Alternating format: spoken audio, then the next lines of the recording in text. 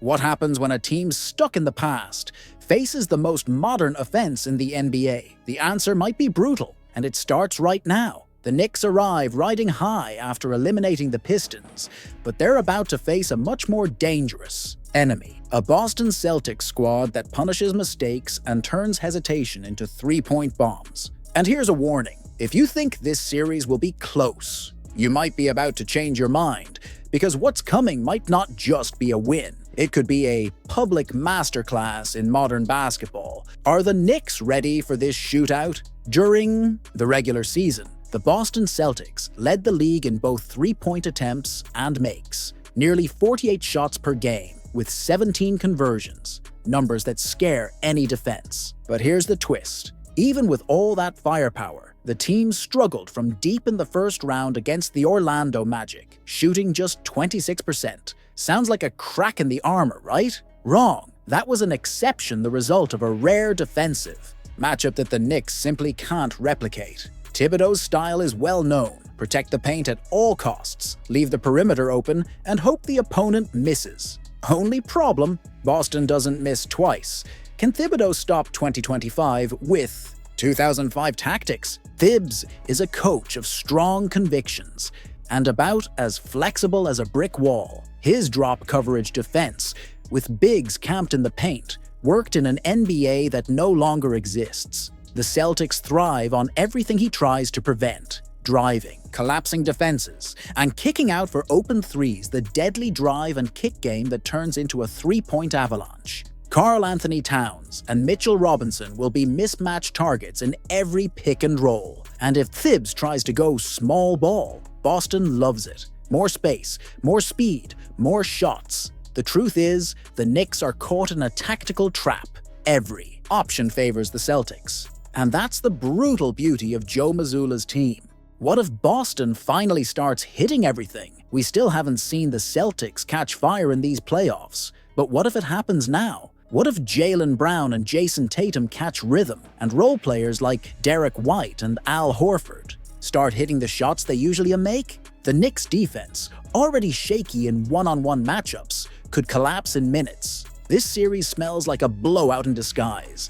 And the irony? For New York to win, playing well won't be enough. Boston would have to self-destruct 3 times, 4 if they really want to dream. That means hoping the deadliest team of the season just forgets how to shoot. And that doesn't sound like a plan. Is this rivalry still alive, or just a beatdown? Historically, Celtics versus Knicks is one of the NBA's greatest rivalries. But today, it feels more like a reminder of how far apart these franchises have drifted. Boston is chasing a title. New York is chasing relevance. While one team embraces the present and dominates the perimeter, the other clings to outdated systems and isolated heroes. Sure, Cat and Brunson might steal a game or two, but the Celtics don't need to be perfect, just normal. And when normal means hitting 17 threes a night, the hole gets deeper. Or should I say, the net gets louder. This series might not be a war. It might be a steamroll, but if the Knicks want to prove they belong among the elite,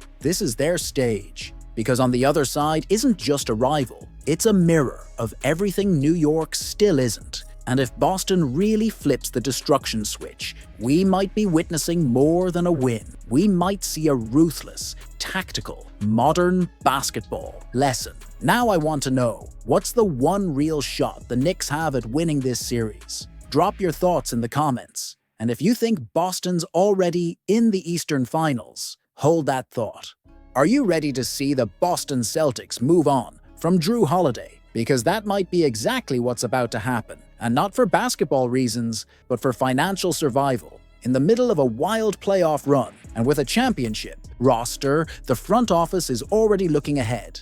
And the future might be coming straight from the draft. A little-known name with explosive potential is gaining traction behind the scenes: Labaron Philon. And what if I told you he could become the team's next defensive anchor? In this video, you'll understand why the Celtics might trade security for risk, experience for a gamble, and $6 billion for one bold plan. Stick around till the end, because what comes next could reshape Boston's next decade. Are the Celtics really letting go of Jrue Holiday? The question sounds absurd. After all, since arriving, Jrue has become the heart and soul of the Celtics. On the court, defensive leader, clutch performer, a key piece of last season's title run. But the math doesn't lie. Boston's payroll is headed straight into collision with the NBA's new CBA rules. To make matters worse, the new ownership group just dropped $6.1 billion to buy the franchise. Yes,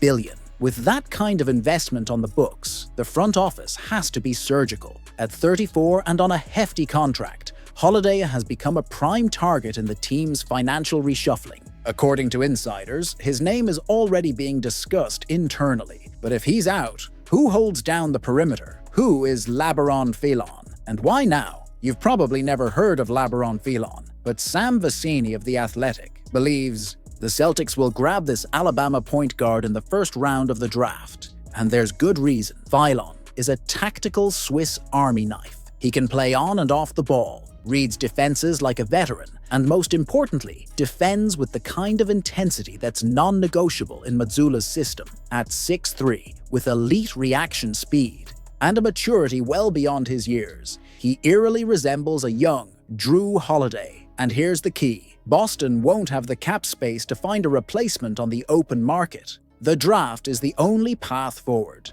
and Philon is seen as one of the most NBA-ready guards in this year's class.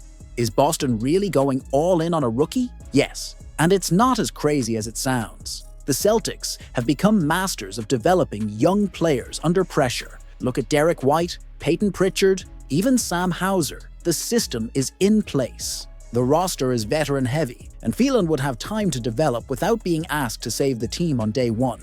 But what if he doesn't pan out? That's where fans start sweating. Swapping a proven all-star for a draft gamble is always a risk, but standing still could cost the team its entire core. And there are already whispers that Kristaps Porzingis could be next on the chopping block. Boston faces a classic dilemma: preserve the present and mortgage the future, or rebuild on the fly and stay competitive. One wrong move, and the window slams shut. What's the real plan behind this pick? Philon might just be the tip of the iceberg. The draft has become a survival tool for elite franchises. Boston's plan could be bigger. Balance the books, keep the Tatum-Brown core intact, and bet on high-upside, low-cost talent. The goal? Build a second unit strong enough to sustain this team for the next 5 years, without blowing up the payroll. In that vision, Philon is the first domino in a chain of rookies, rookie-scale contracts, and maybe even the departure of historic veterans.